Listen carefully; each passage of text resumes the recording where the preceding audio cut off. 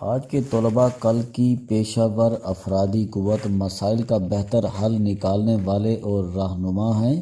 معیاری تعلیم تک رسائی زندگی میں آگے بڑھنے کے لیے صرف بچوں کی ذاتی زندگی کے لیے ہی نہیں بلکہ سماجی اور معاشی ترقی کے لیے بھی ضروری ہے۔ اقوام متحدہ کے پائیدار ترقی کے اہداف برائے 2030 طے کرتے ہیں کہ ہر بچے کو پرائمری اور سیکنڈری سطح کی مفت اور معیاری تعلیم تک رسائی ہونی چاہیے۔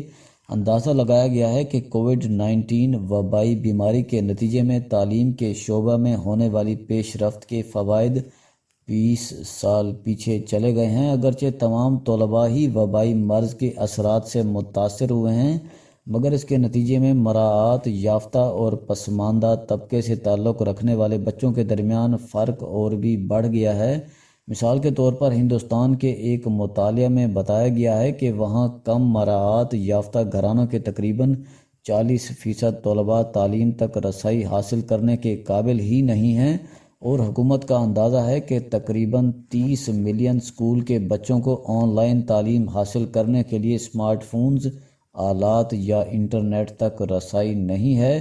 مراعات یافتہ اور پسماندہ طبقہ زندگی سے تعلق رکھنے والے بچوں کے درمیان تعلیمی قابلیت کے فرق کو کم یا ختم کرنے کا ایک طریقہ بچوں میں مطالعہ کی عادت پیدا کرنا ہے۔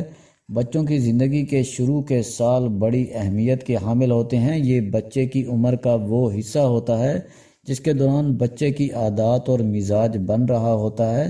ابتدائی برسوں میں بچے کو جیسا ماحول ملے گا، آنے والے وقتوں میں وہ ویسا ہی نظر آئے گا۔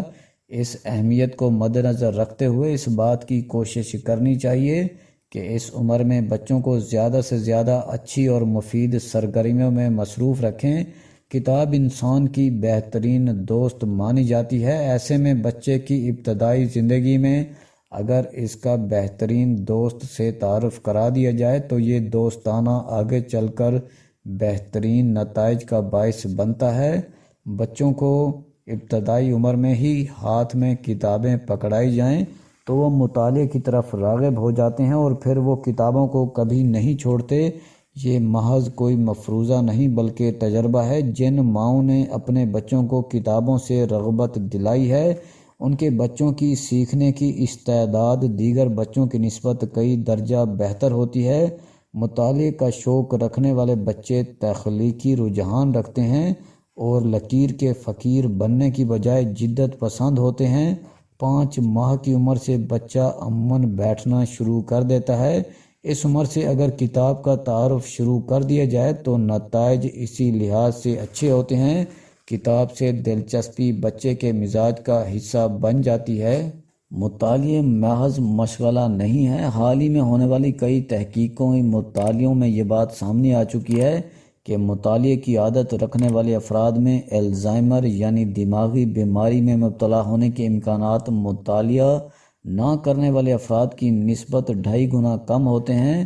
ماہر تعلیم اینی کونکم نے اپنی تحقیقی مطالعے میں لکھا ہے کہ باقاعدگی سے کتب بینی کرنے والے افراد نہ صرف روزانہ کوئی نہ کوئی نئی بات سیکھتے ہیں بلکہ ان کی معلومات اور ذہانت کا معیار بھی دیگر افراد کی نسبت بہتر ہوتا ہے۔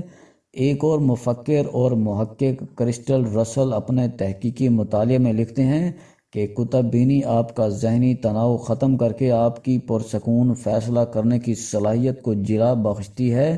اچھی کتاب پڑھنے سے آپ کے ذخیرہ الفاظ میں اضافہ اور سوچنے کی صلاحیتوں میں بہتری آتی ہے۔ ایک تحقیق کے مطابق افسانوی کتب پڑھنے سے دوسروں کی نفسیات کو سمجھنے میں کافی مدد ملتی ہے اور آپ بآسانی اپنے مخاطب کے احساسات اور جذبات کا اندازہ لگا سکتے ہیں۔ مطالعہ اور بچوں کی شخصیت سازی۔ دن میں 15 منٹ کا مطالعہ بچوں کے ذخیرہ الفاظ میں سالانہ 10 لاکھ سے زائد الفاظ کا اضافہ کر سکتا ہے۔ آمنے سامنے بیٹھ کر مطالعہ کرنے والے بچوں کا IQ لیول دوسرے بچوں سے 6 پوائنٹ زیادہ ہوتا ہے۔ بنیادی تعلیم حاصل نہ کرنے والے بچوں میں اسکول سے بھاگنے کی شرح مطالعہ کرنے والے بچوں کی نسبت 3 سے 4 گنا زیادہ ہوتی ہے۔ امریکی محکمہ تعلیم کے ایک سروے کے مطابق مطالعہ کرنے والے بچوں میں اعتماد، یادداشت اور قائدانہ صلاحیتیں زیادہ ہوتی ہیں۔ کتب بینی کی عادت پیدا کرنا۔ ماہرین کے مطابق درج ذیل طریقوں پر عمل پیرا ہو کر آپ اپنے بچوں میں کتاب دوستی کی عادت پیدا کر سکتے ہیں۔ Home library. چھوٹا ہی صحیح لیکن کوشش کریں کہ گھر میں ایک کتب خانہ ضرور بنائیں، کیونکہ یہ بچوں میں مطالعہ کا شوق بیدار کرنے میں مددگار ثابت ہوتا ہے۔ تحقیق سے یہ بات سامنے آئی ہے کہ گھر میں موجود کتابوں کی تعداد اور بچوں کی مجموعی تعلیمی قابلیت کے درمیان ایک مضبوط تعلق ہے۔ والدین کتابیں پڑھیں۔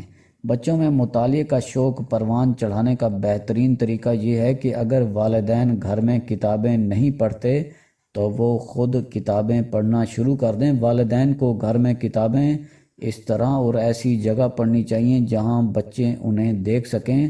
اگر آپ کے بچے سمجھتے ہیں کہ پڑھنا ایسا کام ہے جو بڑے نہیں کرتے، تو ہو سکتا ہے کہ وہ بھی بڑے ہونے پر کتابوں سے دوری اختیار کر لیں۔